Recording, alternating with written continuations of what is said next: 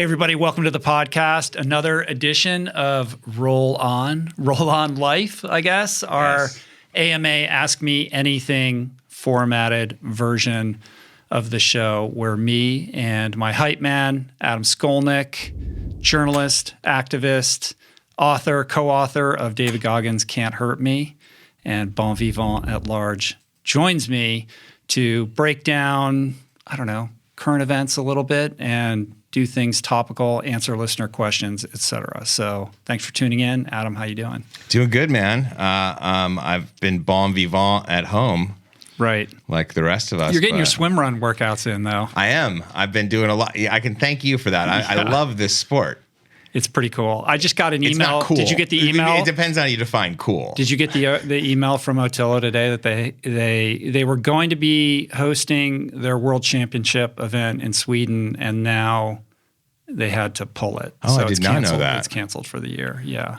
I think Engadin is happening, I think or not? that one is happening. That's this week. Yeah, but the World Championship event is getting shelved. I'm sorry as to hear of that. now, at least. So.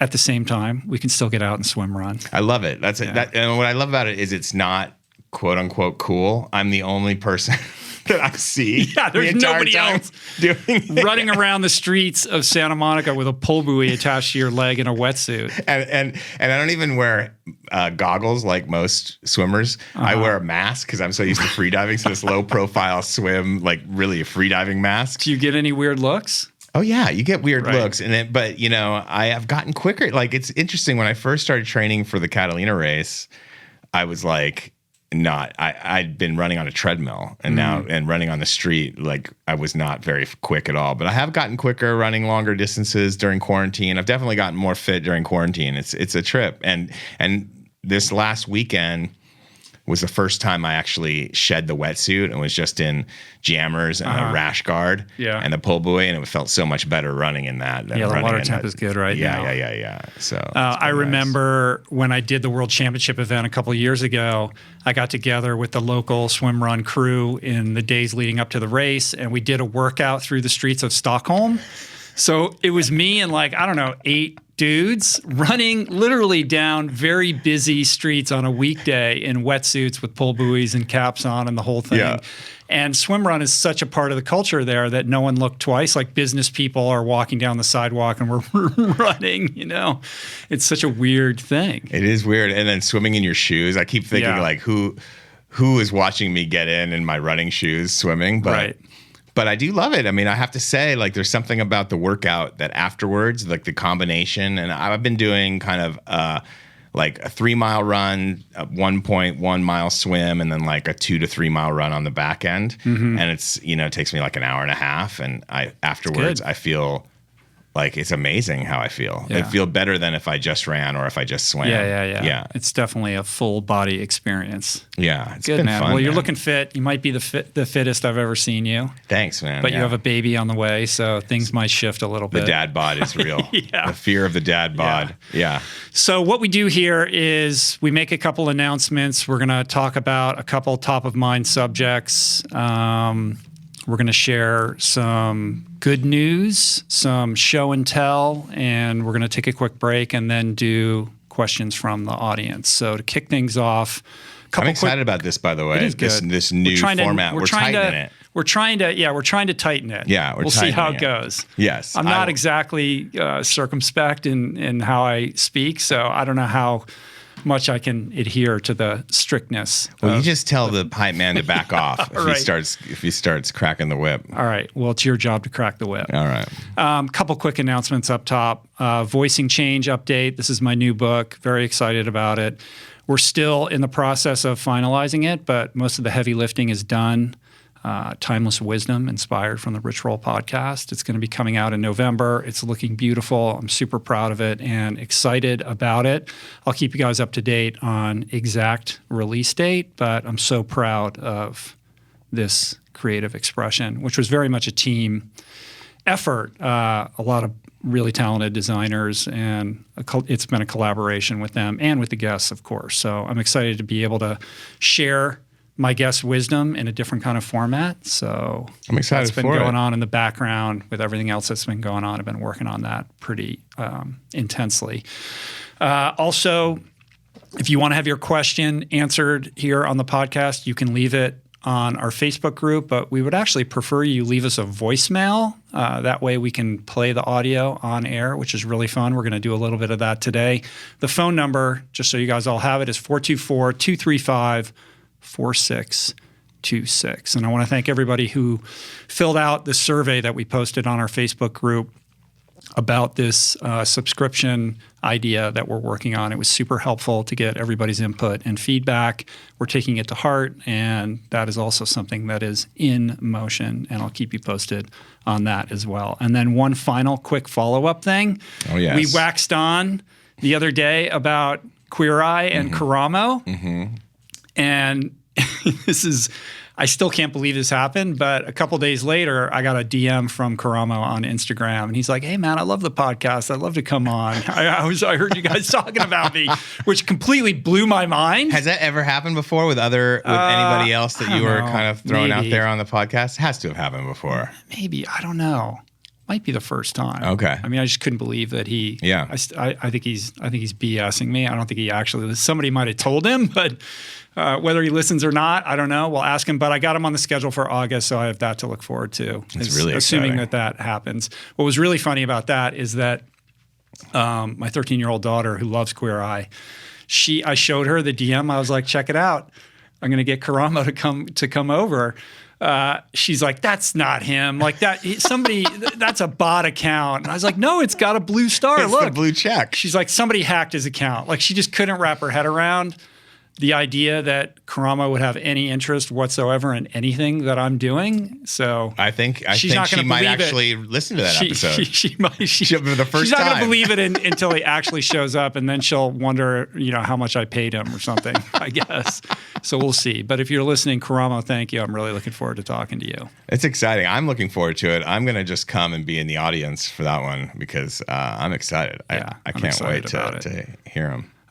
What are we doing now? The teachable moment? So we're going to start with some top of mind subjects and it starts with a teachable moment. So what do you have for us? So one thing that comes up a lot, and I get a lot of questions around this, is how to set and achieve a goal. So Okay. I wanted to just spend a couple minutes speaking broadly about my perspective on that.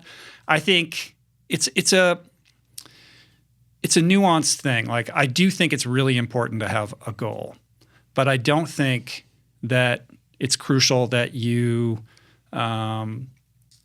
obsess about that goal. And what I mean by that is we have to have something to look forward to that then creates, allows you to create structures that move you in a specific direction. Like you can't score if you don't know where the goal line is, right? So you have to establish what you're working towards, and that brings everything else into focus. A perfect example of this is I dithered away most of the quarantine not working on this book, right? Because there was no deadline, because we're self-publishing it. It just seemed like this ephemeral thing, and I could finish it whenever I felt like it. And what that meant is basically I got nothing done on it for like a year. When we finally established, look, it's got to get done by this time, and that time frame seemed almost impossible to achieve, then I got my butt in gear and I created a plan and I worked towards it and accomplished it. For me, that's what it took. Maybe that's not the way it is for everybody, but I do think that there is something magical about setting a date on the calendar where you want to have accomplished a certain thing. So not just the goal of write the book, but actually have a deadline imposed, either Right. like an external deadline. The goal in this case was complete this manuscript by this date. Right. Okay. Right. So the deadline, goal. creates structures around achievement of the goal. Yeah. But then I kind of forget about the goal itself, and I become very focused on the tasks that have to be completed every single day. So I break out a calendar, one of those big desktop calendars, and I try to figure out what has to happen every single day in order for this to become real. And then my focus is just on what needs to happen that day. And I forget about the big goal, and I forget about even what has to happen tomorrow. Then it becomes about process, because I really think that unless you can fall in love with process and immerse yourself in process, that the goal doesn't really matter. And I should say also foundational to this is that whatever goal you set for yourself should be the right goal. I think just picking any random goal is not great. Like that goes into a longer conversation about the inner work required to set the appropriate goal for yourself and understanding the why behind it. You need clarity on the why. Why is this goal important to you? What is it going to do for your life? Once you have that sorted out, you set the goal, and then you create all the tasks that have to happen on the specific days leading up to that. And you can create little stepping stone goals along the way that you can celebrate when you achieve them, because that keeps you invested, it keeps you excited, it keeps you intrigued by this journey. Like, I think it's good to reward yourself and take those moments periodically to celebrate the small wins, because big goals are achieved by tiny little wins every single day. Yeah. So I think that's super important. I do a terrible job at that. I don't really give myself space to celebrate anything. You should. That. I know. You should. I think it feels indulgent to do that. Yeah. But I think what that does is it makes me feel more emotionally invested in the process. And again, I can't emphasize this enough. It is about process. And there's something about once you've initiated that process and you're moving forward, and you're getting those little wins every single day, that creates momentum. And there's something really magical about momentum. I just know for me personally, when I have momentum, then I become this moving object that's very difficult to stop. And I don't know what it is about that psychologically or neurochemically, but for me, it works. Once I've established momentum, then other things feel like a distraction, and I'm much more invested in the process itself. I would say, in addition to that it's important to create accountability for yourself. You can be accountable to yourself, but I think it's also important to be accountable to externalities, other people who will help keep you on track. I think you need to be selective about who those people are. You want people who are on your page and are going to celebrate you and are also encouraging you towards the achievement of this goal. You don't want to be accountable to people who don't believe in you or think that you're wasting your time. So who you pick to be your accountability partner, I think, is really important. That person should also be somebody who's not afraid to call you out when you're missing the mark. Yeah, right. This is something that you see all the time with fitness goals. You do it with somebody else or with a small team or a group of people. You're more likely to get up at 5 o'clock in the morning and show up for that group run or that November project workout, because your friends are there waiting for you, and they're going to notice if you don't show up. Right. So it's the positive accountability, the people who are going to say, keep going, you're doing great, and the negative accountability of people who are going to hold you to account if you don't show up or you start to slack.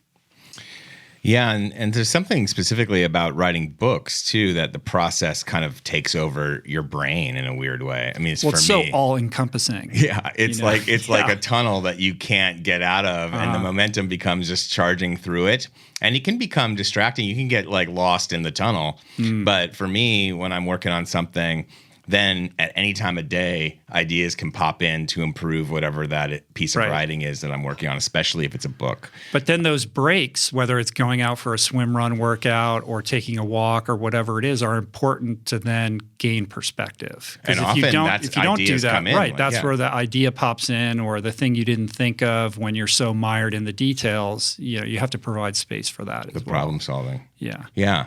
And then if you miss like a daily goal accountability wise, but you still have the bigger goal on the calendar, do you have advice not to get too down on yourself, or how do you, like, if you start to fall off? Yeah. If you start to fall off, how do you refocus? Well, I think you then recalibrate. You break out the calendar and figure out, all right, so I'm behind. What's going to happen for me to achieve this by this date? You either change the date or you create a different structure to which you're more likely to adhere. I think you have to do an inventory and say, why is it that I fell off or couldn't maintain this, daily routine? Maybe I was, overly optimistic about what I could achieve in a certain day. Like, make sure that whatever you establish as your daily practice is manageable and fits within the construct of your busy life. Yeah. If you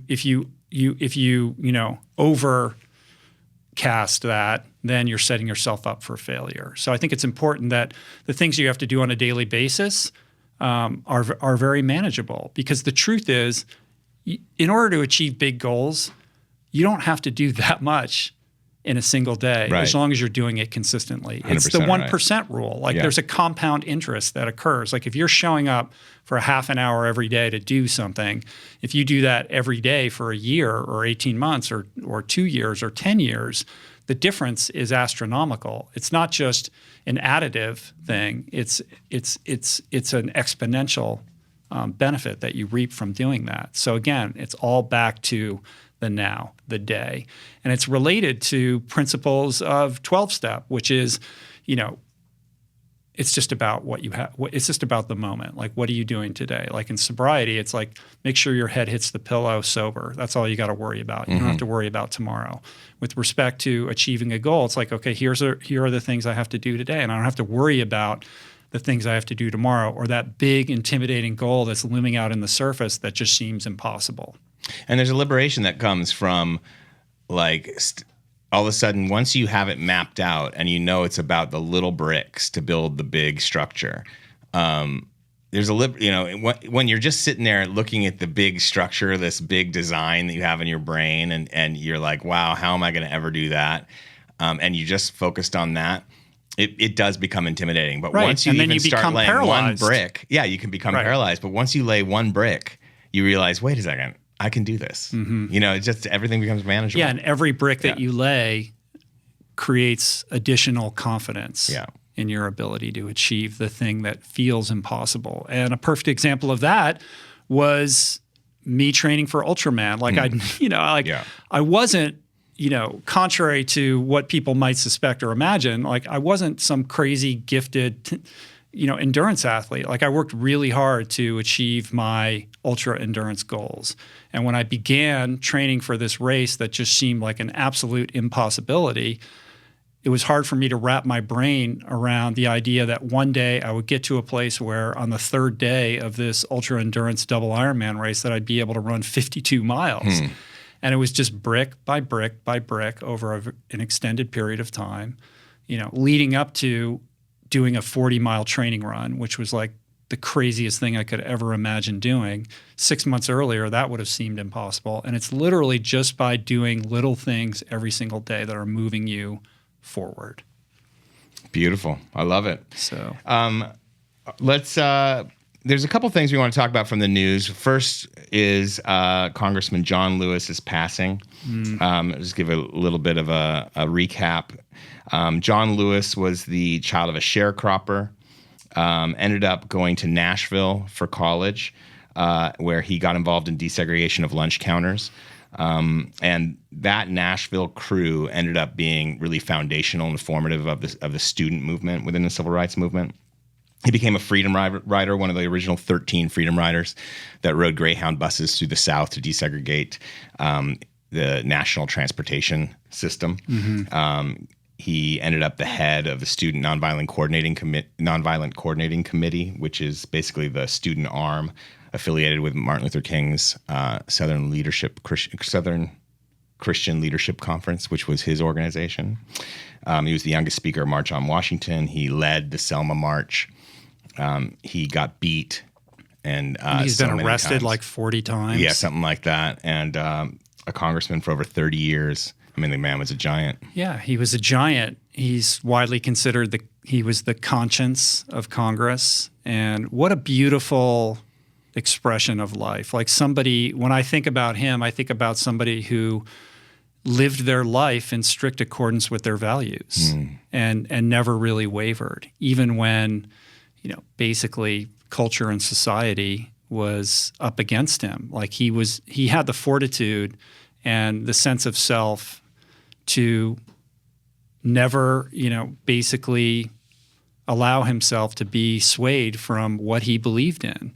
And that strength, that center of gravity that he was able to hold for so many years is so powerful, and why he's so revered. He will certainly be missed. And it's interesting that, he's lived most incarnations of the civil rights movement. I mean, instrumental in the Civil Rights Act getting passed all the way up through the recent protests at the very end of his life. He led a sit-in 2016 in Congress, at floor of the House of Representatives, to try to force the Republicans to move on gun control issues. Yeah. So he was protesting all the way through. Yeah. I aspire to that level of advocacy and strength. Yeah. Grayson Schaefer, who I know from my Outside magazine, he used to be an editor there. He posted something on Instagram just thinking about the amount of courage it takes to march into the teeth of an attack it was vigilantes and cops on the bridge in Selma, the Edmund Pettus Bridge, and to lead that group going in there unarmed, ready to get beat, knowing you could die. Knowing that, it was a very perilous situation. And always, his whole thing was nonviolence from the beginning. Yeah. And learning those Gandhian techniques. Yeah. And to understand that, like, I take away from like reading about him recently, it's just like the incubator that was Nashville. You don't think of Nashville as an incubator for the civil rights movement, right. But it really was, because it wasn't just John Lewis. Other people came out of that, and kind of the entire student arm of the civil rights movement came out of the people right. that were working together in Nashville. Yeah. Pretty interesting. Yeah. He was beloved on both sides of the aisle. He was. And he will be missed. Obama wrote a beautiful piece about him on Medium, and also the New York Times wrote an extended obit that is worth your attention, and I can link those up in the show notes. Cool. So then, obviously, the big issue here this last couple of weeks has been the reemergence of a virulent COVID-19 in the United States of America, and all that has wrought. And I think that we don't want to get too politicized here with it, but a couple things have stand out for me.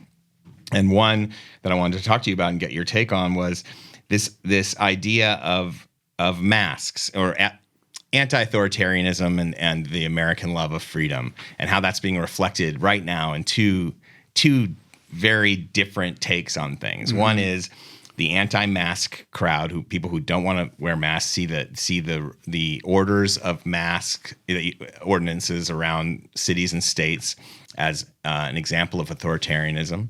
And then in Portland right now, there are extended Black Lives Matter protests, and the city has been dealing with that ever since George Floyd died, and more recently, the federal government has sent in Customs and Border Patrol agents that are basically jackboots on the ground, that are taking people off the street. Even people who aren't at the protests have claimed to be arrested and in blacked out cars by unidentified federal agents, and then turned up. Next thing you know, they're in federal court.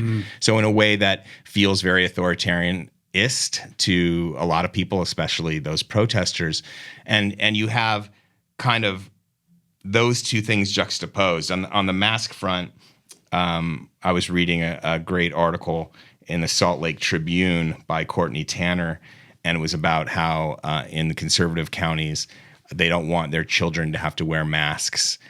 Mothers are spitting in masks at county council meetings.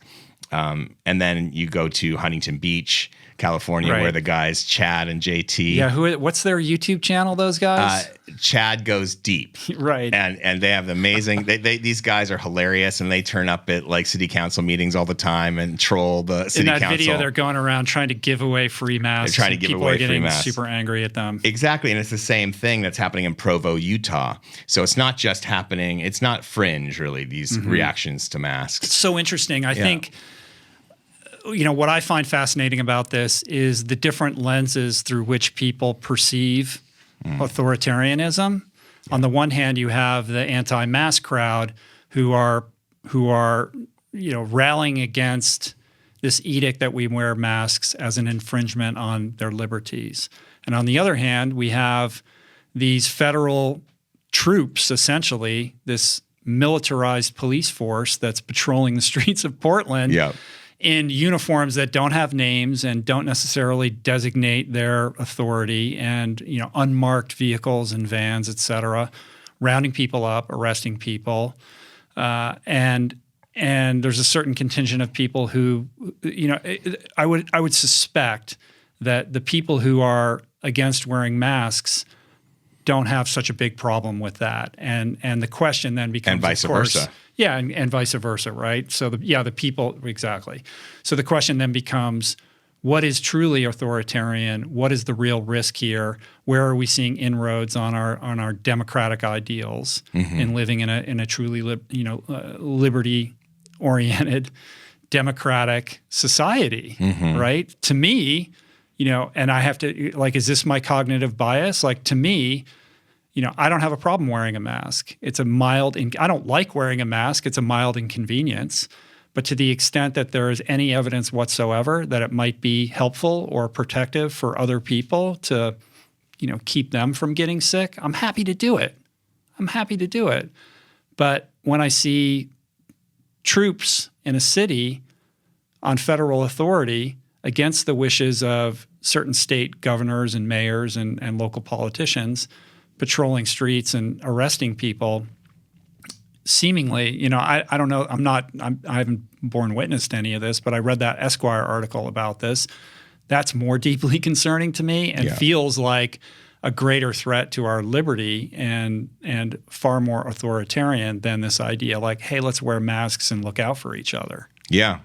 I talked to somebody who was at the protest in Portland on Friday night, and there it was similar to what we had here, where the police kind of did escalate the tension as opposed to try to de-escalate it. But they weren't police. If you ask them who they are, will they identify themselves? I think that has started to trickle out. It's really hard to know exactly what's happening, because when you have these kinds of really tense situations, nobody is an objective observer, so it's hard to know exactly what's happening and what is mistakes being made that are legitimate infringements on civil liberty, and what is like they're doing it on purpose. Like, where is that line? It's so gray. But we do know the mayor of Portland has asked for the troops, the federal agents, to leave. We do know that. And there was this line from the Salt Lake coverage. This was in Provo. And one of the leaders, a Republican who sits on the county council in Provo, said, "I don't like government mandates." And he's on the county. He's on the county council. I don't like government mandates, and that's true, right? Like, so a lot of us don't like it. So the question is, like, what is it in the American soul that makes us this lover of liberty, but maybe to our own detriment, to the point that we don't want to be told what to do no matter what. But in this case, in terms of the masks, people are doing it, and it could really come back at them in the form of a virus that could kill them. Like, what is that? And it's already kind of made us nationality non grata all over the world. We're down to about 28 countries we can go visa-free. Used to be we can go almost anywhere with the American passport. That passport has been devalued. Right. So there's a stricture on our liberty right there, our inability to travel globally. Yeah. It's so fascinating how vociferous and angry certain people are when asked to wear a mask. It is funny. And you see that in that comedic video with those guys. They're basically like, hey, do you want a free mask? And people are flipping them a bird and telling them to fuck off. Yes. And getting really angry. It's not a mask, right? It's a muzzle. So why is it making people so angry, I think, is one question. Like, what is that rage all about? And that's something we talked about a couple of weeks ago, right? Yeah. That like repressed rage that's just beneath the surface that I think has a lot to do with, people feeling like they don't have as much agency in their lives as they feel like they deserve. And that's a longer thing that we went into before, but juxtaposing that onto what we're seeing in Portland and then contextualizing it with this argument around free speech, like where is the speech being impinged? Like, if you're unable to protest because you're going to get arrested, even if you're doing it legally, that seems like a greater repercussion and inroad on free speech than being told to wear a mask. Well, they relate, right? And why and how and why did wearing a mask become so politicized? Well, that I think takes us back to the QAnon and all the YouTube coverage and the negativity around the people who think the pandemic is a hoax, which you did hear in that comedic video in Huntington Beach, but you also hear it in in the council rooms and in the protest lines in Salt Lake City and Provo, that people don't believe it's they don't believe in the virus. Like there's a lack. So there's this idea that we want freedom to the point of our own detriment, right? There's something about that's very American about that we want freedom so badly it's to our own detriment. And, you know, our friend Dan Buettner studied this when he did Blue Zones of Happiness. Like where does the paradox of choice kind of tip against you when you have so much individual freedom that it actually works to reduce your happiness. Right. So the example that Dan cites is Singapore, which is basically an authoritarian government. Rule. Yeah, authoritarian. Where and also a place where basically where for certain seemingly minor offenses you can get caned, and the repercussions are very severe. Yes. And yet the happiness quotient there seems to be very high. Yeah. Because which is super interesting. Some of that's basic needs are taken care of versus freedom. So here we lust after freedom, but we don't do a great job of taking care of people's basic needs. We don't have the education system has suffered. We could go all the way through the list. So it's interesting. It's just something to think about. Like on an individual level, what do you think about that? Like for you kind of create your own discipline around sobriety, around being plant-based, all of those things. And you could look at that as I'm not allowing myself this or that, but what has come with, is there a freedom in that? Or is there a freedom within a structure that we should be aspiring to instead of all freedoms all the time? Yeah, I think that's a really good question. I think that if you look at any creative expression, some of the most beautiful works of art come out of restriction, right? Like the independent movie where they had no money and no time and yet created this amazing work of art that stands the test of time. Had they had $100 million to do it and as much time as they wanted, that doesn't necessarily mean that it would be of more value or even better, right? You hear this time and time again with artists, like because there were restrictions placed upon them that forced a level of creativity that they were forced to tap into something that they didn't know that they had, right? And that brought greater expression to whatever it is that they were trying to say. You could say the same thing like to my own personal experience. Okay, I know drugs and alcohol. I only eat plant-based foods. I've removed a lot of things from my life.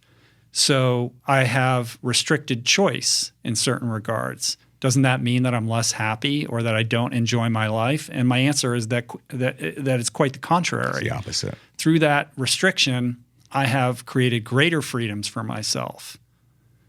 And there's no better parallel to what's happening because if we all wear masks and we can get a handle on this virus, we can actually have our lives back. Right. And I think another thing, less restrictions. Another thing worth noting that our mutual friend Dave Goggins would probably echo is that we need to develop a greater capacity for anti-fragility. Yes. We need to be more emotionally resilient to everything that's going on. Yes. And that comes through putting yourself through difficult situations personally, where you become adapted to being outside of your comfort zone. Extrapolating that, it means that when you are in the presence of somebody who doesn't agree with you, or perhaps you're anti-mask, but somebody wants to give you a free mask, you don't lose your shit. You don't have a fit in public. You can maintain some level of equanimity and grace and kindness with other people.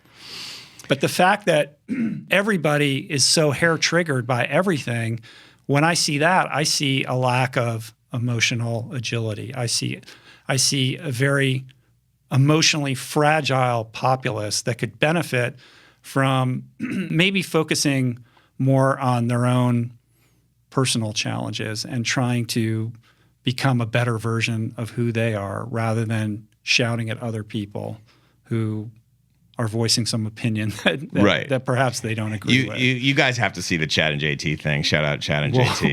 We'll put a link up in the show notes. Yes. I think Casey tweeted that one out too. Oh, did he? Yeah. My thing with masks, my hair trigger is the people that wear the mask but with their nose peeking out. Right. Which is basically like, would you walk down the street with your dick hanging out of your pants? Well, there's that meme everywhere. Yeah, like it's the same as doing that. Exactly. I know. Right. I see that all the time. Like, why wear pants? I see that all the time. I trust the guy. Like, I remember being in Paris and seeing a guy, like just a naked guy walking down the street, and he's less creepy than someone who's like half dressed. I also told Chris Houth in one of our Coach's Corner episodes that we did one at the very beginning of the pandemic. We were talking about masks, and I said the masks suffer from a branding problem. If we just called them, aerobic capacity enhancers or something like, because all the arguments around like you're breathing carbon dioxide, right. This is making you more sick, or it's impairing your immune system. Like the science doesn't bear that out. It's not true. But to the extent that you may believe that it's inhibiting your oxygen intake, this is just making you a stronger human being. Your body is adapting to less oxygen, which is making you a better athlete over time. So if we just rebranded or renamed these things as athletic enhancers, cardiovascular aid, basically, maybe they would have a higher adoption rate. I don't think so. I think that there's some YouTube video out there that we're not watching. Probably. That's not part of my algorithm of suggested videos. No, the evils of masks. But listen, I think for me as a longtime travel writer, where I had this many times with the American passport, like where I could just breeze through without a visa to so many countries, and to see that kind of flake away is sad to me, but I do understand it. And I kind of felt like at some point that could happen. And to me, that's sad. Like it shows at one time it was the passport that can get you almost anywhere without having to go through the process of getting a visa. And now most of the places we can go without a visa are in the Caribbean. The Bahamas just banned us. We're banned from Europe. I mean, it's unprecedented. Yeah. It hasn't happened before. Yeah. Yeah. Well, the incidence rates are, through the roof right now. Yeah. Florida, Arizona, California. We've got real problems trying to contain this thing. Yeah. And to the extent that wearing a mask might help, I'm going to wear a mask. All right. Cool. Well, let's go into another segment. We're calling it Show and Tell. And where we get to talk about things that we watched, we saw. We're going to, it could be food, it could be media. Well, let's start. I want to start with Tommy Rivers. Oh, right. We should start with While Tommy we're on Rivers. the subject of masks. So Tommy Rivers, Tommy Rivers Puzey, for those of you who don't know, is a legendary beast of all things running, endurance, and ultra endurance. He's a beautiful guy. And a very accomplished runner. I think his PR in the marathon is something like 2:18. He's won two consecutive rock and roll marathons.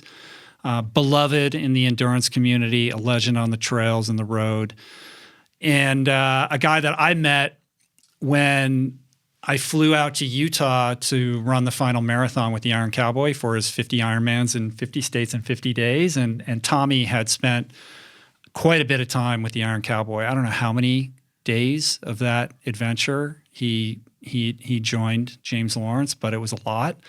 And so I got to run with him and talk to him and spend a little time with him. And just a beautiful guy, loving guy, smart guy. He's got 2 daughters and a wife.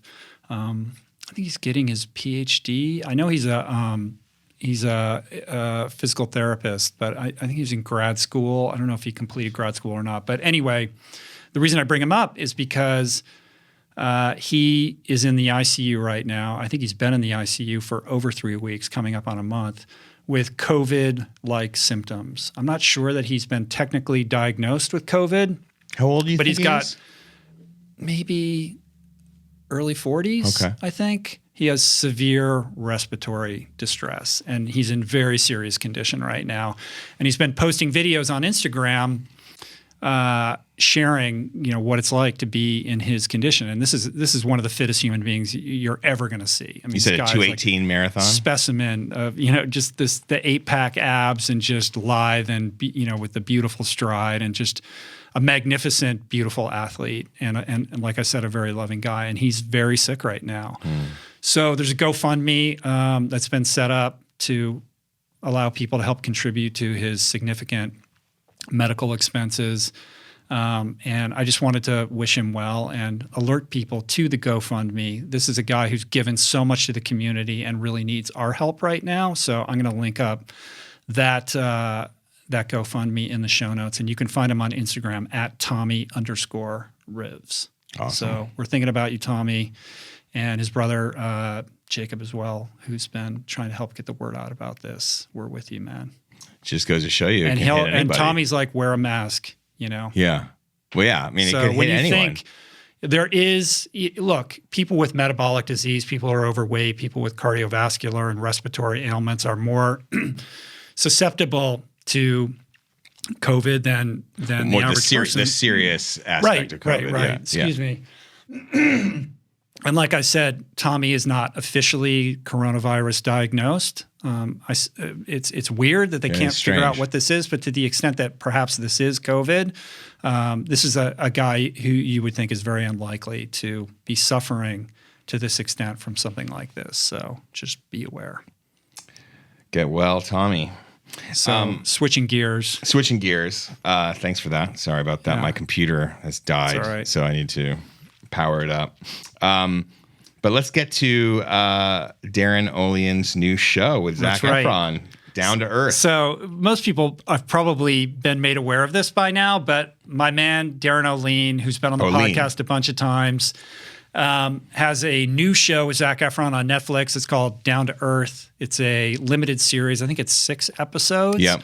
Where these two guys travel to really cool destinations. Iceland, Costa Rica. And explore everything from regenerative agriculture to sustainable energy and everything in between. And this is really cool. It was the #1 show on Netflix a couple days ago. I don't know where it is right now. It's certainly in the top 5 or 10 at the moment. And it's been great to see Darren get introduced to a much more mainstream, broad audience than he was originally. I mean, this is a guy who deserves the spotlight as much as anything. He is not only one of my best friends, but he's a wealth of knowledge on so many subjects. And this is now an opportunity for everybody in the world to experience some level of his expertise. And I think it's great. And to pair it with Zac is, this is a guy who can, he's so world famous that people are going to tune in just for him. And then they get to see Darren. And I just think it's really cool. So I'm really proud of them. And there's a kind of interesting backstory to this, which is that Zac got introduced to Darren because he heard Darren on the podcast. Right. So that's what got him interested in Darren to begin with, which is super cool. So I feel like that's awesome. Like I helped, behind the scenes, I helped these two guys get together. In fact, I was out cycling a couple of years ago with my friend Connor Dwyer, who's been on the show before, who's really close with Zac, and with Dylan Efron, Zac's brother, who I'm friends with.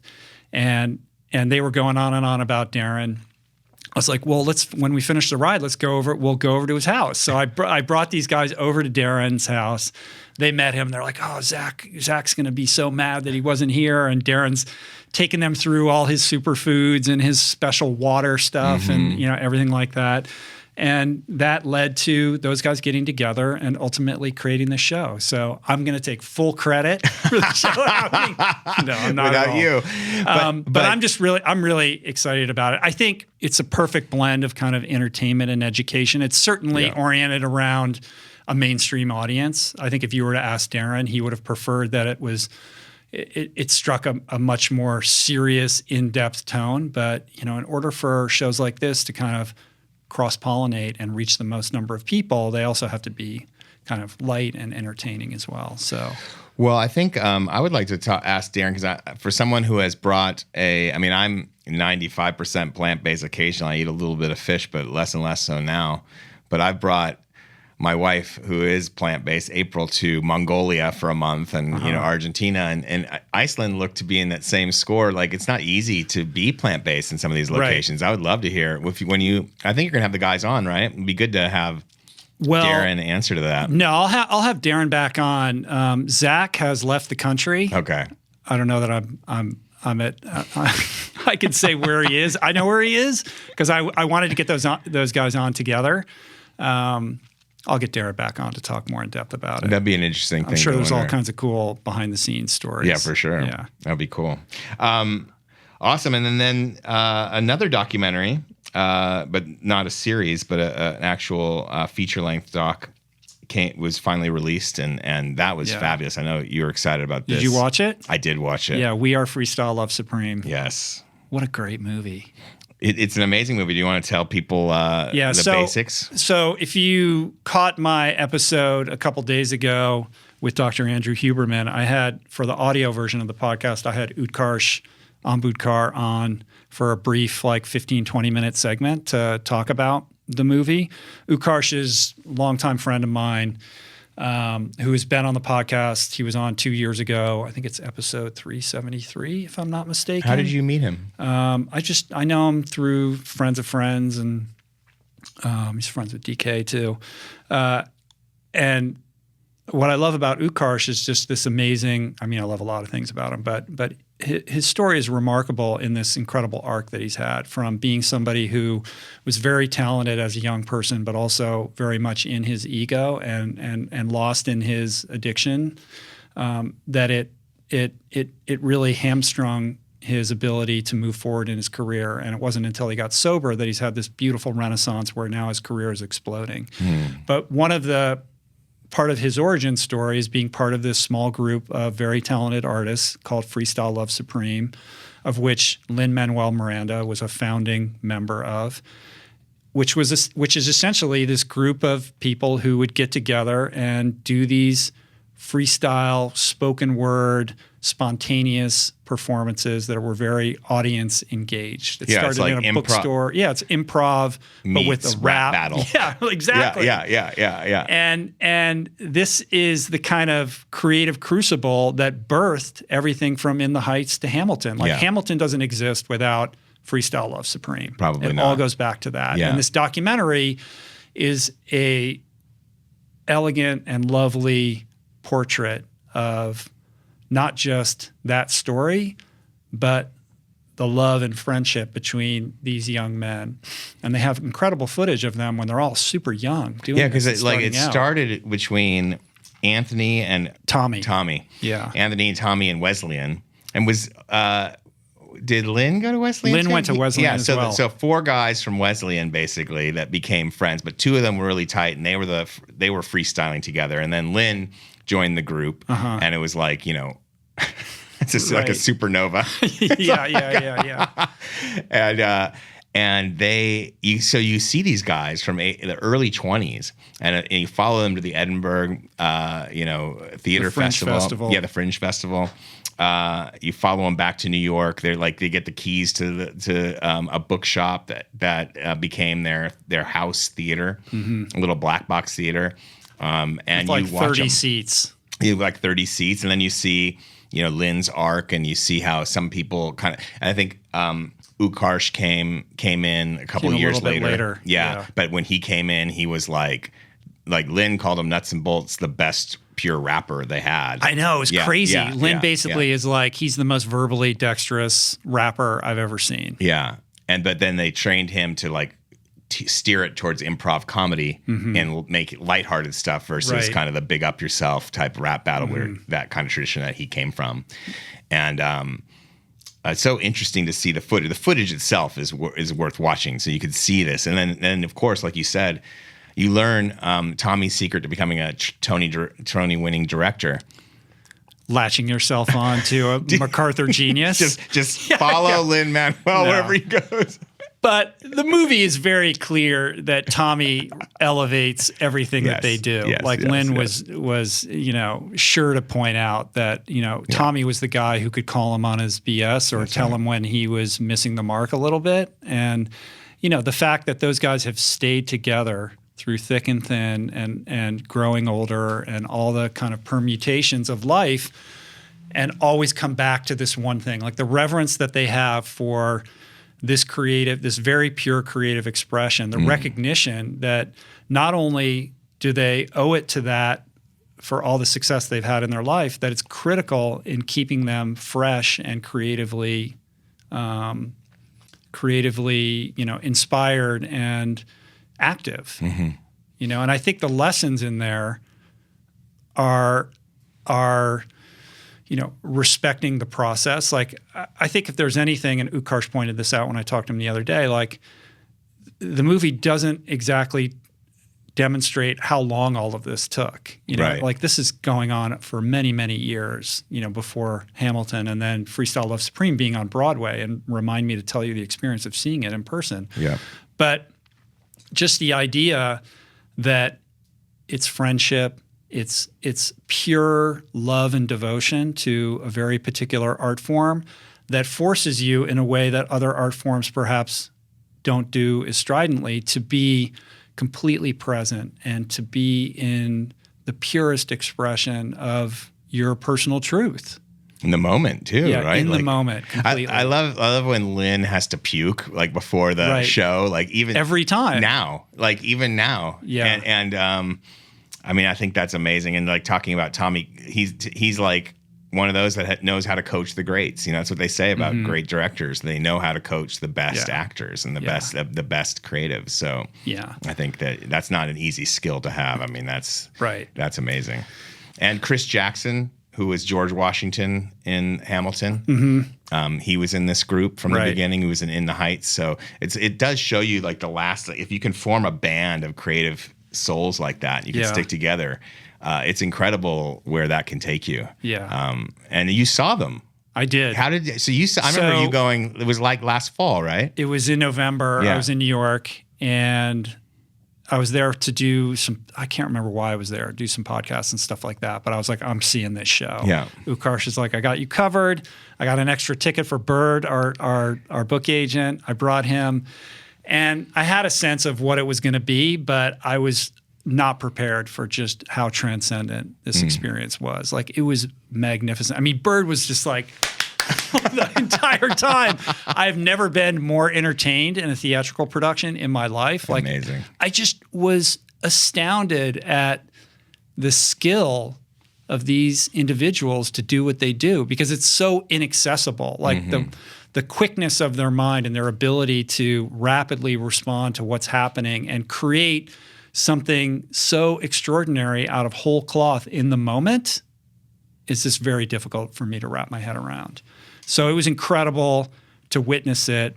How long did it go? I mean, I can't remember. It was like an hour and a half, and it's very audience participatory. I mean, you see in the documentary, they bring somebody up on the stage and they ask them about their day, and then they just create an entire musical number out of this person's mundane daily experience, and it's the most hilarious thing you've ever seen. And then afterwards, we went backstage. Bird and I went backstage, and then we're standing on the stage after everyone left, and it's like Utkarsh and me and those other guys, and like Lynn's standing right there. And I was like, I'm looking at Bird, like I was like, how is this happening? Like, how am I standing on a Broadway stage next to Lin-Manuel Miranda with my buddy Utkarsh? Like, and I think about Utkarsh's arc and how it all could have gone terribly wrong, and how he pulled his life together and is now able to be in his full expression, doing what he loves, and on a Broadway stage. Like, it's just it gives me goosebumps to think about it, and it reminds me of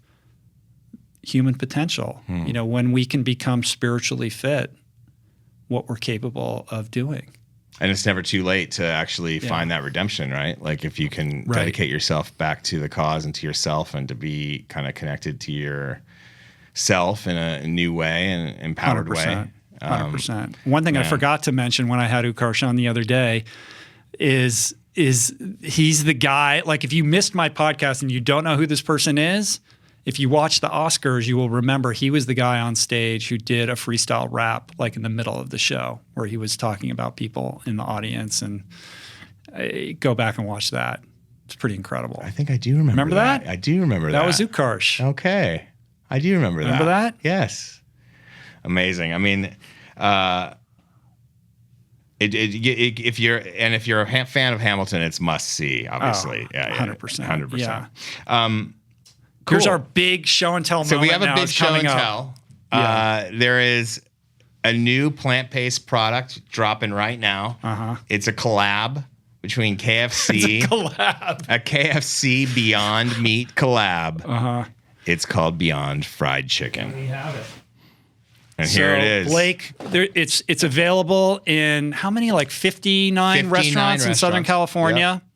Yep. Not every KFC. There was one in Simi Valley, though. So yeah, Blake it's interesting the ones they chose. It's like it's not the ones you'd think are in the communities that you would associate with like plant-based enthusiasm. Venice and Los Feliz. No, it's like in kind of the areas where there aren't so many options, which I think is great. I think that is good. Yeah. I wonder if that was part of the calculus, though, it must or how be. They made those decisions about where to introduce They didn't tell me that. They did share. One of them is in Redlands, which is near Loma Linda, which is a blue zone, kind of very much a vegetarian place, and there's other vegetarian fast food places in Loma Linda. Yeah. But they said it was a wheat and soy protein, so not the pea protein that you get Beyond Burgers. Patty, the burger is a pea protein base, so this is wheat and soy. This is wheat and soy. I'm not sure they didn't kind of divulge if it's using the same cow gut machines but I'm guessing not. I'm guessing it's totally different. I know that it started in 2019 when KFC and Beyond got together, and I think it was KFC approached them, but at least that's what the press agent said to me. Beyond Meat is also available at Carl's Jr., I believe. As a burger. Yeah. And Impossible is the fat burger place, right? Another place. Yeah, I think that's right. Yeah. I know. I think Burger King is the Impossible. Burger King is Impossible. Yeah. Right. Carl's Jr. is Beyond, I think. Yes. Yeah. So we picked this up. And the idea was we were going to do a taste test. I've never tried this, but then Adam informed me that it is being handled by the same people that handle the chicken and fried in the same fryers, which is obviously that's not surprising. That's not ideal. So it's not ideal for a machine. As a like vegan, this. I'm gonna forego trying this for that reason. A swim runner like myself reason. That's not looking to get on the podium. Adam is going to try. They look like chicken McNuggets. They do. They are. So. They don't look like a chicken. That definitely does not look like a chicken. It looks like a it looks rhombus. like a Hot Pocket. It's a rhombus. Yeah. Ah. I can smell it though. It's probably cold at this point. Smell those. Yeah. I mean, you can taste the herbs and spices. Yeah. Kernels, herbs, and spices. It's good. It has more of, a lot of times the plant-based chicken products are very rubbery. Yeah. This one has more give to the tooth. It does have more of a chicken breast kind of texture. Yeah. Chewiness. Striated. DK, you should try one of these. Yeah. Blake and DK. Yeah, come on in here. I'm surprised you guys. DK on camera. Why? Because you guys are. I'm going to share my opinions on this in a second. Yeah. All right, give it a go. Tell me what you think. You don't want one? It does feel like Kentucky Fried Chicken on the outside. Yeah. Yeah. Yeah. I don't have a. It smells like Kentucky Fried Chicken. I can tell you that. My palate isn't as developed as Adam, but I would eat this. I have no problem with this. All right. Especially knowing that it's healthy. It even looks like chicken. So here's the thing. Yeah, the texture. Let's break it down. You're approving. Look, I also love Impossible Burgers, but I don't think it's the healthiest way to approach your diet. Right. So here's the thing. This is somewhat controversial, so I want to kind of be very clear about my perspective and my opinion on this. I think the fact that there's this collab between KFC and Beyond is a good thing. Just like I support Beyond Meat's collaboration with Carl's Jr. and Impossible's collaboration with Burger King. Like, these are improvements, iterations on a broken system. Now, these are not health foods. Even if this was not fried in the same deep fryer where they cook chicken, I might have tasted it, but this is not something that I'm going to be eating. No. Maybe as a delicacy, like once in a very rare blue moon. But that's why people go to KFC for the delicacies. Yeah, you're not going to KFC or Carl's Jr. or Burger King to eat healthy, right? They call it the caviar this is of fast fried chicken. Food. These are not health foods. No. At the same time, I think it's a good thing that this is happening. I think that this is a move. It's a pivot away from animal agriculture, It's a pivot towards a more plant-based world. Certainly, animals' lives are going to be spared as a result of this. Yeah. And this is a good thing to the extent that we can introduce plant analogs to animal foods that people like and convince them that it tastes just as good and is slightly healthier than what they were eating before is a move in the right direction, and that's a move that I celebrate. There are a lot of hardcore vegans who would say, you got to boycott Burger King, you got to boycott McDonald's and all these places. They're slaughtering billions of animals every year. That's all true, but we have to celebrate the wins. And we live in a capitalist society. These gigantic conglomerates are responding to consumer demand. And to the extent that the consumers are demanding plant-based foods or plant-based analogs to animal foods that they like, that's something we need to support, right? We need to fan the flames of positive change. And if everybody starts buying the Beyond version of these chicken McNuggets at KFC, they're going to make more of those and less chickens. KFC, Burger King, McDonald's, Carl's, these are companies that are not going away. No. Right? They're trying to adapt to the times. They're not doing this because they're trying to be amazing human beings. They're responding to consumer demand. They want money. Yeah, basically, it's a capitalist pivot because this is where consumer demand is going. And the more consumers that demand plant-based foods, the more companies like this are going to react and respond and move in a direction that is better for everybody. Yeah, I mean, for me, I've come to embracing a plant-based, almost exclusively, I should say, plant-based lifestyle because of the cruelty of the system and because of the water pollution and the runoff that comes from it and destroys oceans. So the system being animal agriculture. So that's where I come from, but I also have always liked fried chicken, and there's things I do like about that kind of old diet that I used to have. And so it's nice for me. I like having this option. One thing that troubles me a little bit from all these because they're like tech companies, Beyond and Impossible, and I do like them, and I buy their products, and so I'm a fan. I should say in full disclosure that I own a couple shares of Beyond. Not that that's influencing everything I'm saying right now, but I just in full transparency. I like that.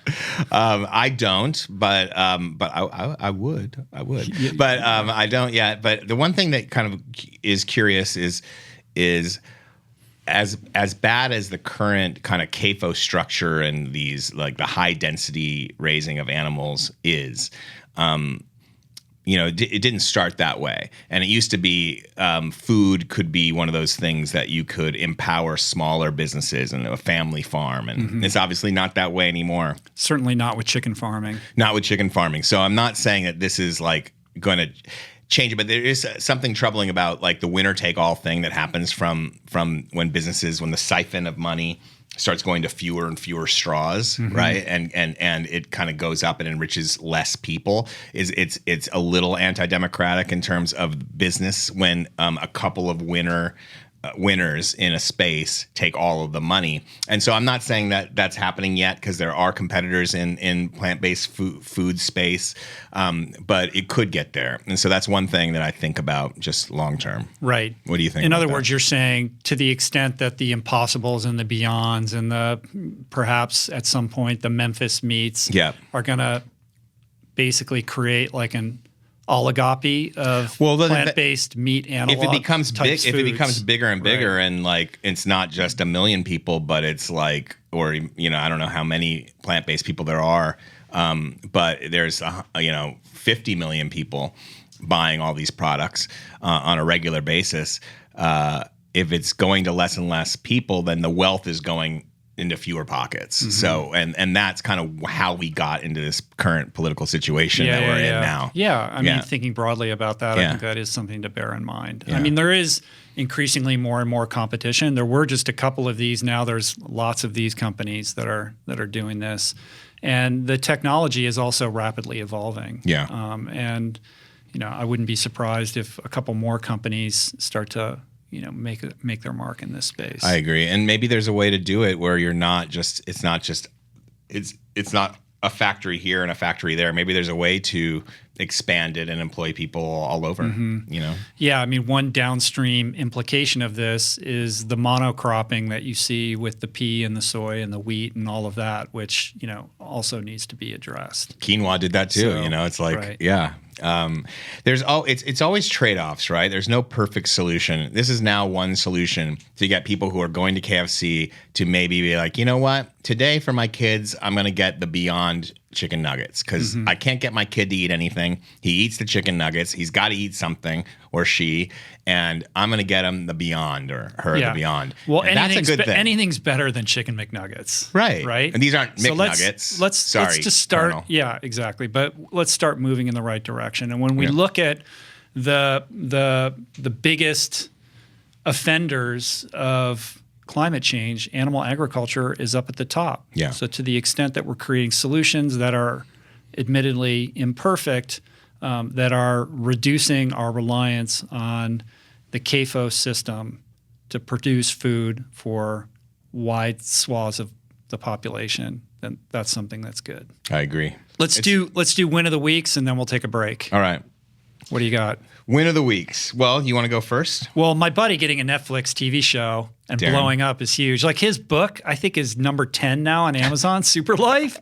And his Instagram went, I think he might have had like 70,000. And I checked this morning and he's at like almost 200,000 now in a week. Amazing. So it's great. He It's should great. be, you know, he should have a New York Times bestseller and he should have 1 million followers on Instagram because he deserves it and he's the real deal. So that's my win of the week. Well done, Darren. And you know what's cool is that the producer of that series, like the company that's involved, were Anthony Bourdain's. They used to do Anthony Bourdain's show. Yeah, and it definitely, you know, it's a tip of the hat to that genre of programming. No question. My win of the week is live sports coming back, which is partly why I'm wearing this hat here. Go Dodgers, go Lakers. And I've been waiting for sports. You know, not every one of our listeners here are fans of the ball sport, but I am basketball fanatic, baseball fanatic. Smells too much. Oh yeah, and there's a great vlog. Casey Neistat tweeted it out and is a huge fan of it. And it's by someone who's looked up to Casey for a long time. It's a rookie from the 76ers named Matisse Thybulle, and he was a 4-year player at the University of Washington. He's now a rookie on the 76ers, and he brought his camera and his particular lens to the bubble in Orlando, where all the players are. And he's got a YouTube-style show. He started this channel like a week ago, right? And there's like over 500,000 subscribers, and he is rocking it with these really interesting, well-done edits of 10-minute videos where you're really seeing kind of this surreal moment in professional sports up close and personal. He does everything. He shows you the testing. He shows you the food. He shows you how they're spending their time. He shows you a little bit of the practice court. I think it's really cool. I saw Casey tweeted it out, you know, maybe at the very beginning, like right after maybe his first video. And he's like, this is my new favorite YouTube channel. Yeah. And now I watched episode 2 and 3 today. He's got almost 1 million views on these videos. Mm-hmm. He's getting all this press interest. And it definitely owes a debt of creative inspiration from Casey. He's got some cool Casey edits in there and stuff like that. But what I took away from it, I think they're great. Like I was fascinated to see this.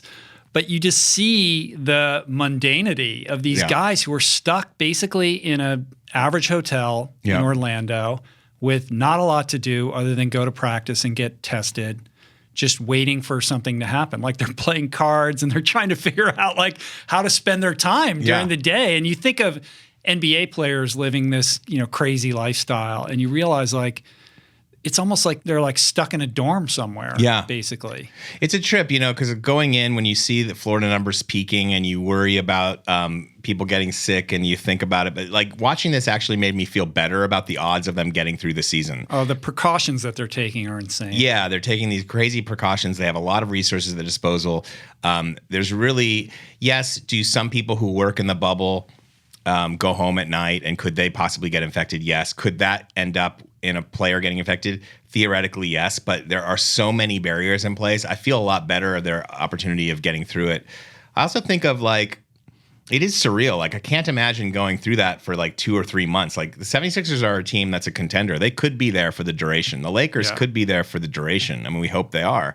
But like, and there's all sorts of reasons why they're there. They're there for their own financial interests. They're there for the greater financial interests of NBA players in general, because if they don't get to certain financial benchmarks, then they're the deal they have with the owners could go away, and they could end up making less money as a collective in following seasons. But at the same time, they are there also to entertain, and they are taking a lot of discomfort and risk, and there is something there where it's a selfless act to go to the bubble in some ways too. It's not just a selfish act to get paid. It's people who want to serve the game and are putting themselves in this very bizarre situation. And part of it is a public service. So I think that I took that away from it as well. You know, it would be wild if Matisse's YouTube videos get more views than the games. That's not completely out of the realm of possibility. Right. I mean, certainly some games he's going to. Yeah. He reminds me of, who's the tennis player? Who's the young tennis player? Tsitsipas. Tsitsipas had a YouTube channel. You know, Tsitsipas is a top 10 tennis player. You know, Matisse is a rookie, and he's kind of making his name. I mean, Tsitsipas. I love the FaceTimes he does with his dad. By the way. Yeah. Oh yeah.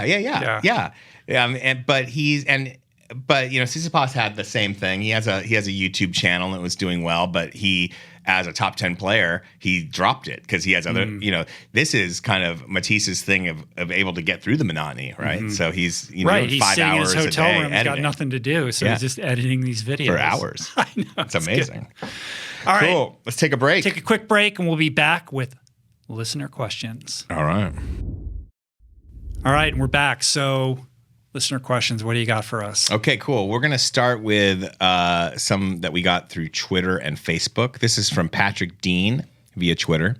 Really enjoying this format. Here's a question. With all the incredible online content out there, all the great videos and articles about everything from personal development and outdoor athletes to literary and social issues, how can we best ration our time? Thanks. Patrick.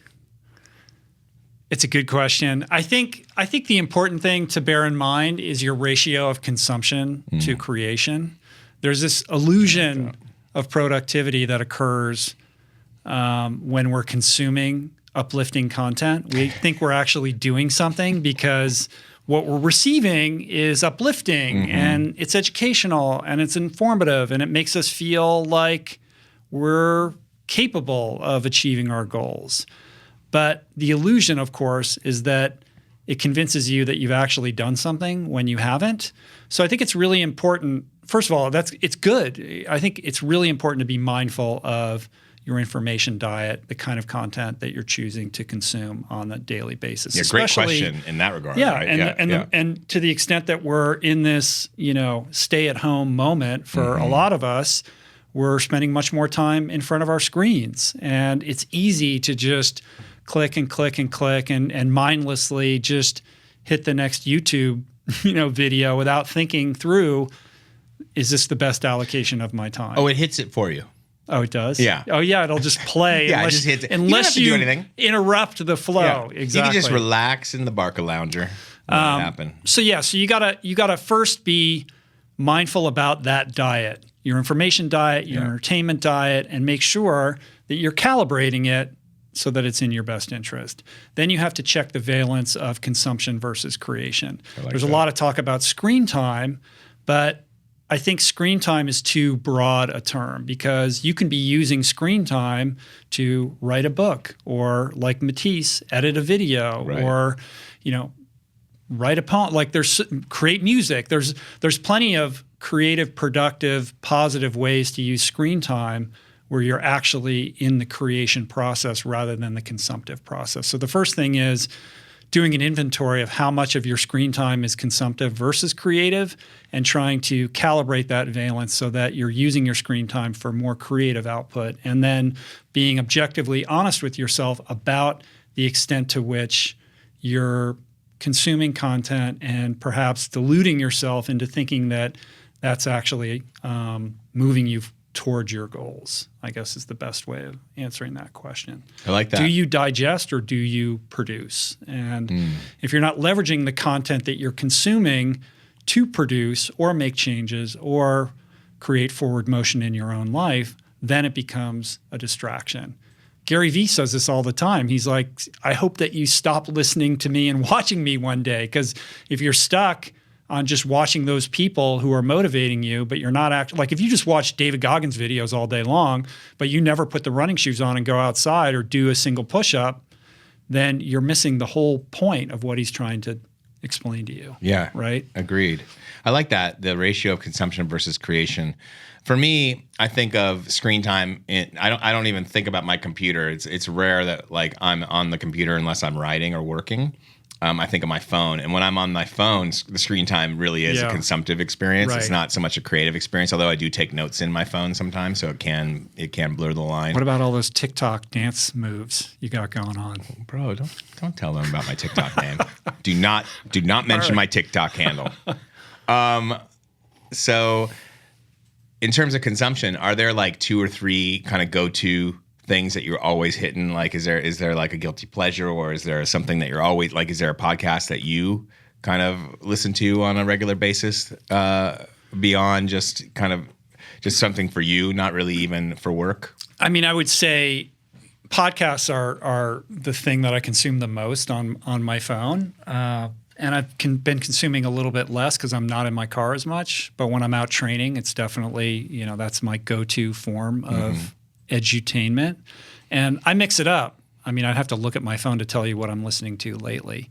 But it tends to be, sometimes I'll use it. I listen to stuff that has nothing to do with anything that we talk about here. Like if I'm not listening to the shows that are similar to my own because that feels like homework. Right. And I need to, broaden my perspective in other areas. So I listen to like a lot of tech stuff. I like Kara Swisher and Scott Galloway on their Pivot podcast. I like Professor Galloway's new Prof G show. I've been listening to that. I like Reply All, which is stories about the internet. Oh, cool. That are fascinating, like long form kind of journalistic deep dives into weird corners of the internet. I think that, those guys, PJ and Alex, who hosts that show, do an amazing job. I like storytelling. Yeah. I'll listen to some Rogan podcasts, but not all of them. I mix it up. Gladwell? So Gladwell for sure. Yeah. Who is, I'll say it right now, nobody does an ad read like Malcolm Gladwell. He throws his whole body into it. That's a full body experience. I want to watch it. There's a whole production that goes into how he crafts these ad reads and the writing that it's you funny. Get it's his thing. It's where he gets to be funny, I think, more than anything. And he is funny. But I was listening to Revisionist History the last couple of days. It's good. New season is out. Big fan. It is. He's another guy I'm trying to get on the show. We've had emails back and forth and haven't been able to make scheduling happen. And that's one I really want to do in person. So I'm willing to wait a little bit longer. I like it. That's another great one. Okay. From Bell Rumi on Facebook. I feel overwhelmingly disheartened by humanity. I'm generally a happy person and laugh all the time and still do, but I find myself wanting to get evangelical about stuff I feel passionately about. But when I do, understandably, I feel like no one wants to hear it. What can I do to abate these feelings of powerlessness and fatalism about the future of humanity and the planet? Little light question for you. Yeah, right. I feel you, Bell Rumi. Oh, yeah, we all do, man. I'm empathetic to the melancholy. Yeah. I understand what that feels like. It reminds me of something I tweeted a long time ago that seemed to connect with people, which was something along the lines of, if you're breaking paradigms, you can't really expect people to applaud you for it. Right. Like the mainstream is not going to take kindly to your, counter programming. It just doesn't work that way, right? So if you're trying to do something different, if you're stepping outside of what is considered to be standard operating procedure, people tend to be threatened by that, and they're defensive around it, and they're not necessarily going to celebrate you or accept you for that choice. And that's just part of it. It's not personal, right? So the first thing I think is understanding that this is not an attack on you personally, and people who don't want to hear it from you are really saying more about themselves than they are about any choice that you're making. And I'm also reminded about the life of John Lewis. Like, this is a guy who basically has devoted his entire life to butting up against the system to express what he believed in, knowing that he was only going to move the needle a little bit, but it didn't matter to him because this was his truth, right? So if it's your truth, it shouldn't matter. And I think you need to just be clear on what your values are and focus on leading the life that you want to lead, and step outside of any expectation or desire or need for anybody else to approve of that. And certainly free yourself from the need to convince anybody that you're right and you're wrong, because that's a recipe for the fatalism that you're currently experiencing. It's like be the change versus trying to get people to change. Right. And there's nothing wrong with activism. No. We need activists, but sometimes there's a limit to what you can do in terms of person to person. Right. Yeah. So live your life, live your truth, feel free to express that, but create a healthy boundary between yourself and any expectations you have that you're going to be convincing anyone else to do anything differently than they're already doing. And I think it's important to always lead with compassion and love and understanding. And that's another thing that John Lewis stood for, right? He's not coming from a place of anger and frustration and judgment. No. That never works for anybody. So to the extent that your advocacy or what you're trying to express to other people about your choices versus their choices, to the extent that that is tainted with some level of judgment or sense of superiority, that's not going to work, right? No one wants to hear it for a reason, because nobody wants to be told that they're doing it wrong, or and people don't want to be judged. So you have to just live your life, live your truth. And the sense of powerlessness or fatalism emanates from this attachment that you have to other people changing, right? Control the controllables. All you can control is your behavior, what you're doing, and your reaction to the world. And to the extent that you can be more mindful and more present and more responsive and less reactive, the happier you're going to be. As Guru Singh always says, less emotion, more devotion. Ooh, Didn't we say that the other day on the podcast? Yeah. I'm always thinking about that, right? That's great. More devotion, less emotion. Yeah. And all I can say is, if you think people don't want to hear about biodiversity, try telling them a swim story sometime. Try to get they won't somebody bother you ever excited again. about a swim run race. See how that goes. Try to give them the blow-by-blow. Here's what you're going to do. Run. You're going to put a wetsuit on and you're going to run down the street. You're going to love it. All right. Now we're going to the voicemail. We're digging into the voicemail. So should we repeat the voicemail number for people so that they can do? Maybe Blake can put that up on the screen too. So we love this new voicemail. Adam set it up. 424-235-4626. One more time. I have to go back up here. 424-235-4626. Awesome. Let's hear from Joe. Let's hear from Joe from Pittsburgh. Hi, Rich and Adam. Joe from Pittsburgh. Even with the question of schools reopening unresolved, many parents have already made the decision to homeschool or use cyber school this fall, myself included. Any thoughts or tricks on how to maintain sanity while both working and being a part-time teacher during this unique time in history? Thanks, guys, and feel free to use this clip on the air.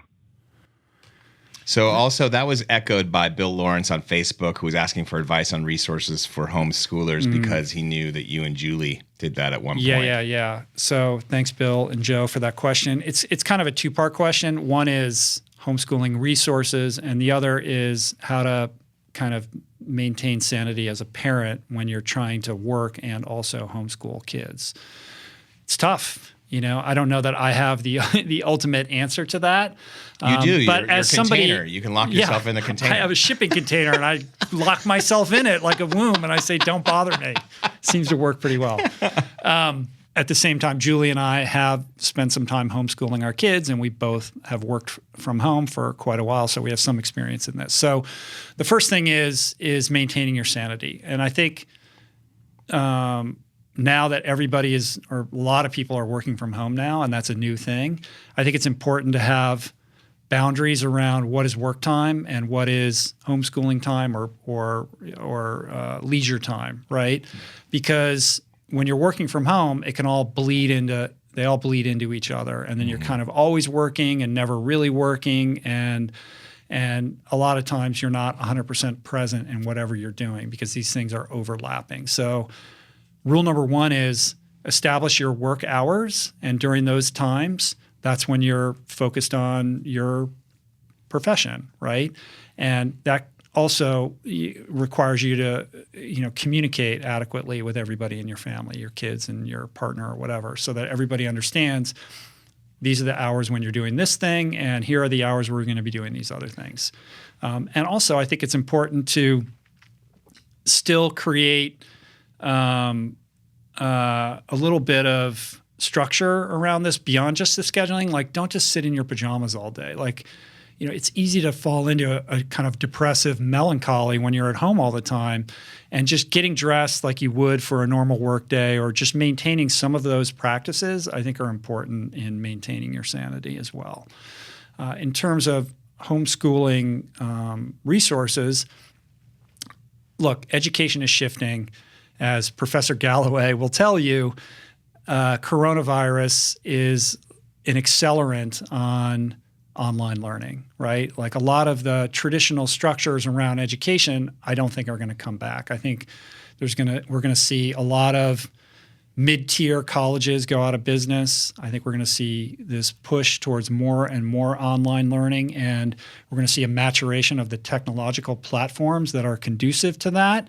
And people are starting to realize that a lot of the cost that goes into education isn't really paying dividends. Like, are you really going to pay $80,000 a year to send your kid to USC when it's basically Zoom calls? Like, right. That's going to really upend the paradigm here. So this is being exacerbated and accelerated by coronavirus, and we're not going to just pivot back to the normal that we knew before. Like, these changes are only going to accelerate. So what I'm saying by that is that online learning is going to become more the norm than the abnormality. That doesn't mean that kids aren't going to eventually go back to the classroom. They will, of course, at some point. I don't think it's going to be this fall for very many people. So we're in this for the long haul. In terms of homeschooling resources, I mean, Julie and I, our paradigm with our kids when they were younger was very much an unschooling methodology. So it wasn't a lot of Kumon and all kinds of online learning courses. We have tutors. We still do for Jaya, who's homeschooled. We have a couple tutors that she spends time with every week and works on projects, and she has some online stuff that she does through those tutors, but I don't have like a list of, these are the websites that you go to. Does Jaya have been homeschooled this whole time? She has been. Yeah, okay. Yeah. Well, she was at a school. She was at Muse for a while, and now she's been homeschooled now for like the last 2 years. Oh, wow. Mathis goes to an art high school in downtown, but now that's all on Zoom. And it's been very difficult because the appeal of this art school was all the studio time and the darkroom time and all the practical, art-based education that she was receiving there. That was her lifeblood. And now it's just Zoom from, 8:30 in the morning to 4 o'clock at night, and it's making her insane. And I don't blame her.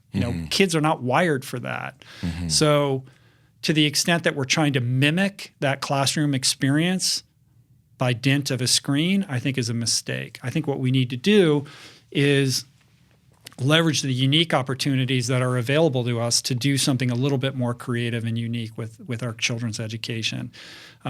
One of the things that I think one of the opportunities I think we have is to create a more experiential-based learning experience for kids, where we look at what and this is particular especially to younger kids, like look at what they're naturally interested in. Like, what are they inclined towards when they're not being told they have to learn something? Like, what are the things that they're into? Is it comic books? Is it, drawing pictures? Is it, making beats on, GarageBand? Like, what do they do when no one's looking? Mm-hmm. And then try to figure out how to create some kind of learning experience curriculum that involves that avenue, that involves that discipline, right? And use that to teach everything from math to English, right? Like, if somebody wants to make beats, well, there's an opportunity to teach them math. Music is math, right?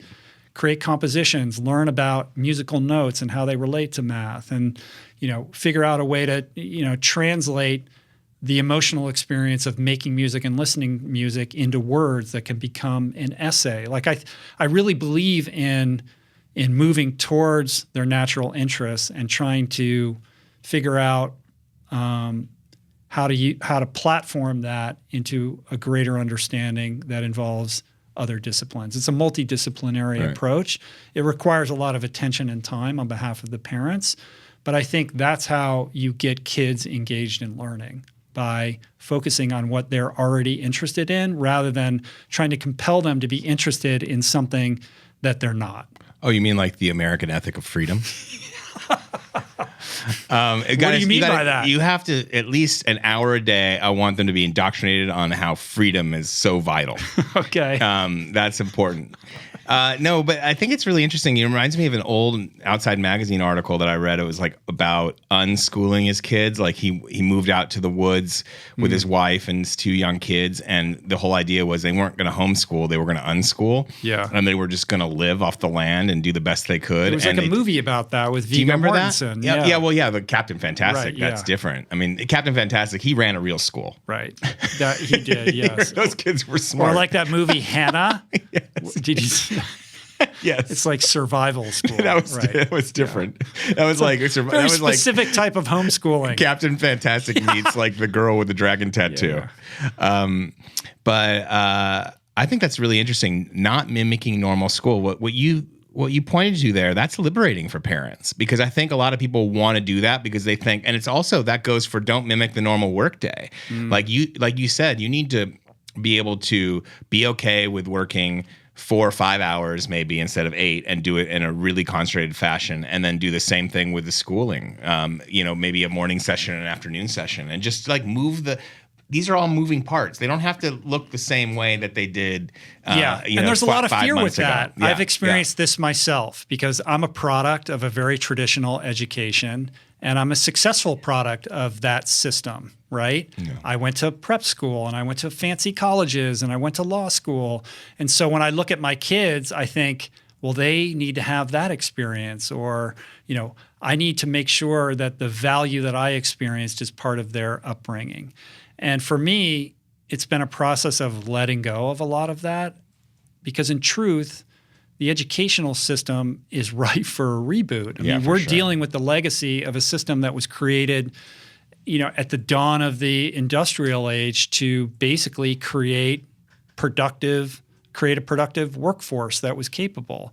And it really hasn't evolved much past that in any real tangible way. Now we have this moment, this interruptive moment, in which we have the opportunity to really evaluate the validity of this system and reimagine and reinvent it. And I think, the hurdle for me has always been, well, if we're doing this unschooling method, or if we're doing, pursuing this in a relatively untraditional way, like, are they going to know how to do math? I had these fears, like, well, they're not going to learn about, like, pick any subject matter. Right. But when I really thought about it, I thought, well, education doesn't really appreciate the value of the technological tools that are at our behest now. Everybody's got a supercomputer in their pocket that has the answer to every question they ever want asked and answered. So this modality of read and memorize seems completely ludicrous in light of that. Yeah. And what we need to do is focus more on critical thinking skills, life skills, leadership skills. Like, how do we produce a well-rounded, self-sustaining individual with solid self-esteem and leadership skills and the ability to listen and the ability to learn and a love of learning. Like, what you want to do is create somebody who will become a lifelong learner. If somebody's enthusiastic about learning and you have a phone or a laptop, your education doesn't have a start point and an end point. Yeah. This is something you will have your entire life. So how can we instill that in young people? How can we get them excited about learning? And again, it goes back to what I said at the outset, which is focus on the things that they're interested in and demonstrate to them that no matter what that interest is, it's like a seed that can then blossom or flourish into learning about many different anything, because aspects. it can intersect with all these other disciplines. Of course, everything intersects with everything else. Right, it's one big web. I like that. That's really good. And I like what you said about mid-level universities, because I always knew that Trump University, it wasn't the university, it was the time. Yeah. It was if he launched it now, it would be a huge hit. It would be a huge hit. Maybe. Yes. Julie from Southern Minnesota. Let's hear from Julie. This is a good question. Hi, my name is Julie from Southern Minnesota. My question is, what advice do you have for a person who's on a fixed income, about 40 pounds overweight, though nobody ever guesses me at my current weight of 180, and with a knee that's been giving me problems because I'm now 51 and arthritis has decided to take up residence in my knee. So any suggestions? Obviously, I don't want to be a elite athlete, but I do want to take up running. That is one of my dreams and goals. And so I'm just wondering if you can give me a Cliff Notes version of how I work up to that. Otherwise, I'm in good health, just chubby with a bad knee. Thank you. Hi, Julie. Thank you for your question. That's a good question. A dream of becoming a runner. I like it. And I appreciate and applaud your honesty. First of all, I'd say I'm not a doctor, so I'm not in a position to give you medical advice with respect to your arthritis and your knee. So I don't know exactly what's going on with your knee, and I'm reluctant to, say anything that's going to exacerbate whatever's going on there. So the first thing is I would go to the doctor and figure out exactly what's going on there, what you can and you can't do, so that whatever activity you do take up isn't going to make that knee problem worse. To the extent that it's manageable, my best suggestion for you is to get out and go for a walk. These things start with that, right? You're on a fixed income, doesn't cost anything to go out and walk. You don't need to buy fancy shoes. You don't need to buy anything. All you need to do is put one foot in front of the other. And if you ask any of the people that I've had on the podcast who have gone from being severely overweight to becoming ultra runners, people like Josh Lajani, it started with a walk around the block, right? And you just build very gradually upon that. So that's my only and best suggestion, is to just begin. Whatever excuses you're telling yourself about what you can and you can't do are keeping you paralyzed and stuck on the couch. And it really doesn't have to be anything that scary or onerous than that initial walk. And then after you've been doing that a little bit, and you walk a little bit further, and you walk a little bit farther, maybe try to jog for 10 or 15 yards and see how that feels. And then the next day you go a little bit longer, and you stay on top of that knee, and you ice it, and you go to the doctor, and you eat foods that are healing, that are anti-inflammatory, that are high in antioxidants. And the weight will start to drop gradually. This isn't like a crash diet thing or a situation where you're going to snap your fingers and your life's going to change overnight. This is a lifestyle shift. The idea is you want to make this shift that has staying power, that helps you fall in love with movement, that brings joy into your life by virtue of exercising your body, so that it becomes an embedded habit and the easy choice rather than the hard choice. So walk out the door, walk around the block, celebrate the small wins, start to make small tweaks in your diet. And as you start to see very gradual results, you'll experience what we talked about at the beginning of this podcast with respect to goals. You'll start to feel more emotionally attached to this journey, more invested in it. You'll develop that momentum, and before you know it, it will become a self-perpetuating motion machine that's going to take you on an amazing journey. I like it. And physical therapy can also help with a knee sometimes. Right. And to get advice from a physical therapist would be something I'd recommend. Help me with, I had a really bad foot for a long, long time. And if you haven't explored physical therapy, you can usually get that even on a fixed income. You can usually get that with your health coverage, whatever that may be. Mm-hmm. Yeah, if your insurance covers that, great. Beyond the physical therapy and going to the doctor about your knee, the grand total cost of this experiment is $0. Right. I love it. And I remember when I was first getting back into running after being on the shelf with that foot problem for a year, I started with 5 minutes running, 5-minute walks. You like a fartlek type thing, but not at a high intensity. Is that something you recommend too? Yeah. I'm a big believer in that. Yeah. Run walks. Cool. We got one more for you. This one is from Cleveland, Ohio, from Allie. Hi, Rich and Adam. My name's Allie. I'm from Cleveland, Ohio, and it's certainly okay for you to put this on the air. My question for you is what your relationship is to money. And I know that you briefly touched on this in the last episode, but I graduated college a little over a year ago, and I actually decided to pursue a career in finance because I know that it can be, A, lucrative. I have student loans to pay off and goals of my own. But B, I understand that it's really important for people to have a solid financial plan backing them so that they can actually reach their goals. But at what point is it too much to be saving, too much for retirement or caring too much about what you have in the bank so you can do things in the future and, choosing to live your life now? Because I feel like I'm very, very frugal right now with the hope that in the next few years I can do more of what I want to do, but it certainly takes away from the sort of purpose I want to have in my life right now because I'm so focused on saving and acquiring money for the future. Thanks, Rich and Adam. Love you guys. Thanks for your question. You sound like a very responsible person. Totally. Much more responsible than I was. She would have had nothing to do with me when I was 20. Yeah. It's a great question.